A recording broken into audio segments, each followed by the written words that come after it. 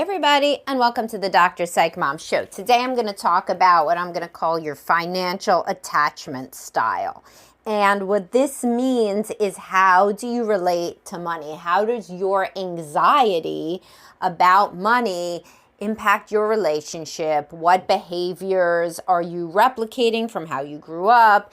And basically all of how you relate in any sphere relates to your own self-image, what you learned about yourself, your value, what makes you feel good, what doesn't, and that's a lot like attachment style itself. So we will talk about that as soon as I tell you to subscribe. My most recent subscriber episode was you don't have to attend every argument you're invited to. Okay, so your financial attachment style. So a lot of people just say, oh, I just like to spend, or oh, I just like to save.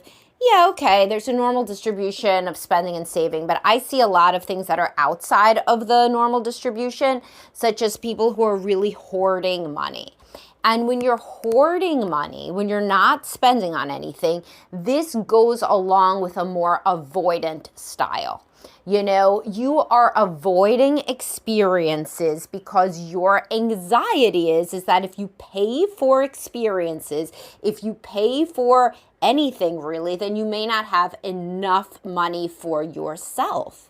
And that's really what it is. You know, you want to make sure that you can survive, and therefore you will not engage in normal behaviors such as, let's say, a family vacation or, getting a car that works, that doesn't break down all the time. Or even for bigger families, you will stay in a smaller house, much smaller than you can afford, because you are scared of a bigger mortgage, or you are scared of all of the expenses of moving. You will keep wearing clothes until they look really shabby. You will never go out to eat. Your kids and your partner think that you're very cheap. This usually goes along with a very self-protective style that is an analog to an avoidant attachment style, where your guard is so far up with avoidant attachment because you never want to get hurt, because you do not want to ever have to rely on anybody else. Well, it's much the same if you hoard money. You never want to have to rely on anybody else. You want to have enough money forever. And the best way that you could think to do that is to just save and save and save. Obviously, this financial avoidant attachment style is going to cause you a lot of problems with a partner who has a different style, right?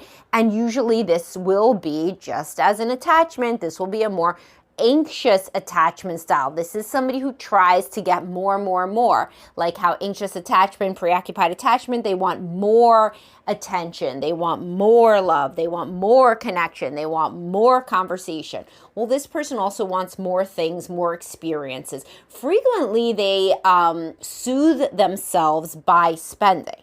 So if they're feeling dysregulated, disconnected, anxious, or depressed, they will spend in order to self-regulate and self-medicate. So imagine how much conflict that causes, right, with more of a money hoarder.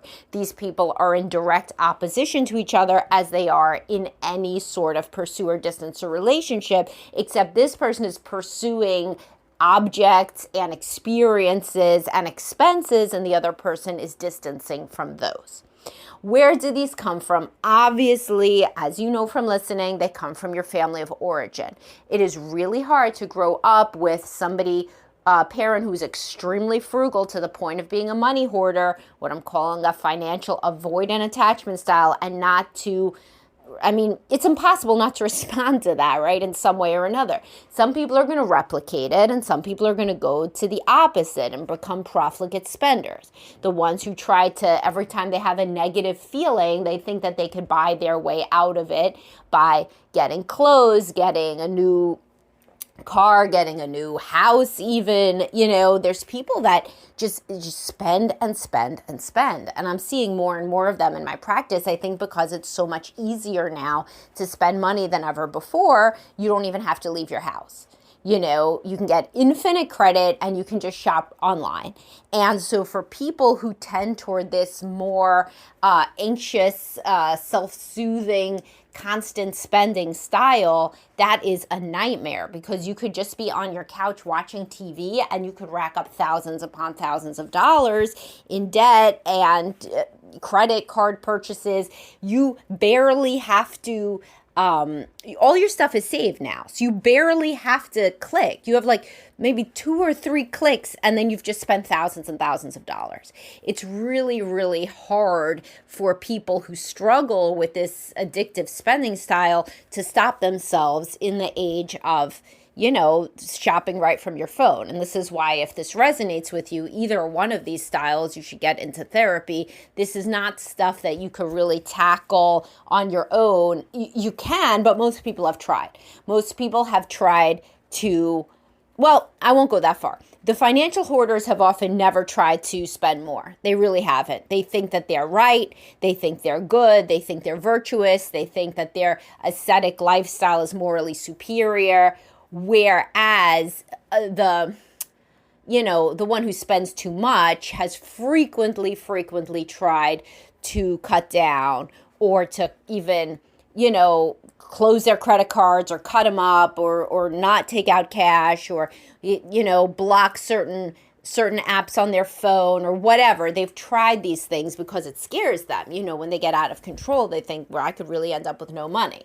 So those people have tried. If you have tried and stopped, then, it may be time to upgrade to working with somebody, because it is like an addictive behavior and it is an anxious behavior. You are trying to self-soothe and self-medicate your negative internal feelings by spending money.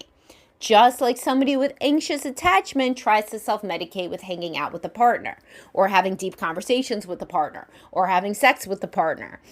All of that is, it's nice to hang out with your partner, but if you feel like you have to, this compulsion inside you, you get very anxious, you get angry. That would be the same as you would get angry if you were blocked from all of your shopping websites, right? Because you're not able to get to your desired substance.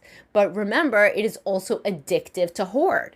Hoarding is an anxiety disorder as well. So when you have this avoiding any spending, then that's your style. That too builds on itself, and it can be very disruptive. Kids with parents like this are always begging, like, can I just have the same basically clothes or whatever that everybody has? They're not even asking for too much stuff. They're asking for the same things that everybody in their peer group has, a peer group that lives wherever you are raising them, and they just want to fit in, but the parent is too anxious to spend.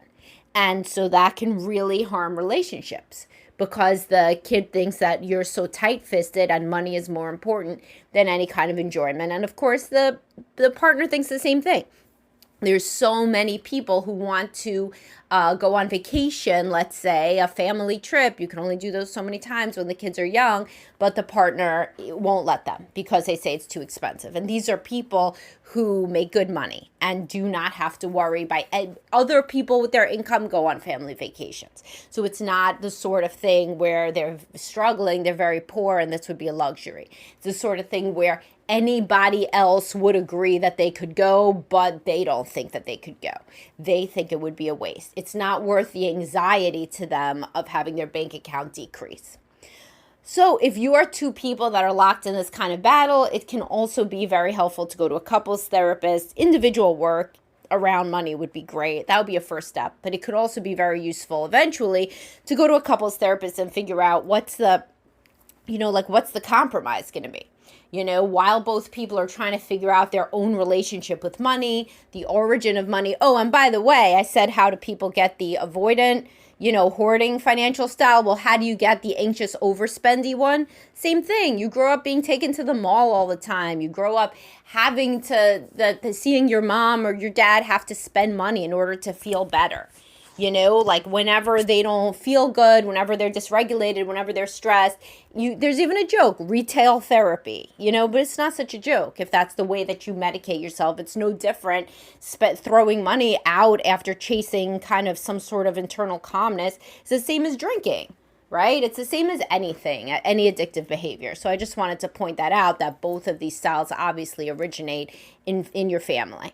And of course, if you had these hoarding type of parents, you may overcompensate and become an addictive spender, a profligate spender later in life too. So it can either be you're replicating or you're going 180 degrees opposite. So when you're trying to figure out your kind of compromise, this is where a couples therapist can be very useful. What does money mean to each of you? How can we agree? So, all right, we'll go on a family vacation, but it won't be, a luxury one, or it won't be 7 days, it'll be 5 days, or whatever. Because, these things are somewhat difficult. You can obviously work on your relationship with money, but is somebody who's a money hoarder going to turn into a big spender? No, probably not. So what you want to do is work on what can you do as a couple where both people's needs can be met. And sometimes, by the way, you will get somebody who has a terrible relationship with money and they don't even know why. And when they start to dig into it, they see a lot of other issues coming up. And these also can be issues that are well discussed in couples therapy. For example, right, if somebody is always spending, going out, maybe they're masking a different addiction, right? So they're going out all the time, but they're drinking when they're out all the time, right? They're going out to these big meals out, travel, all these things, but all of those things allow them to be drinking. And that hasn't even been the issue that's being discussed. Or somebody is a shopping addict, but in reality, it masks some sort of body issues. They're always trying to get different clothes because they think that their body looks terrible. So when you have a terrible relationship with money, either direction, there's other issues that when you work on them, those come up. And also, I've always said this, money is a big analog for sex. When people hoard money, they are usually very kind of closed off sexually as well. When people spend, addictively, those are more of the people who get addicted to sex or porn or anything like that. So this whole idea that you're just a saver or you're just a spender, it's not for a lot of people. If you're saying and your spouse is saying then you're probably at a low level of incompatibility and it's just a little trade and you're within plus minus one standard deviation from the mean.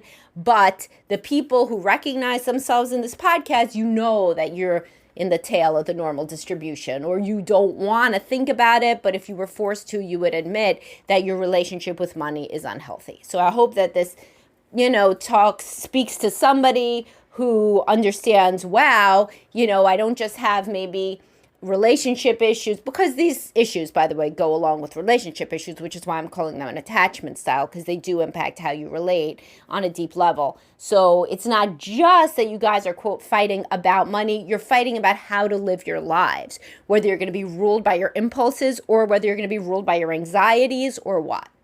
All right. I hope you guys enjoyed this, and thanks for listening, and I'll talk to y'all soon. Have a great day.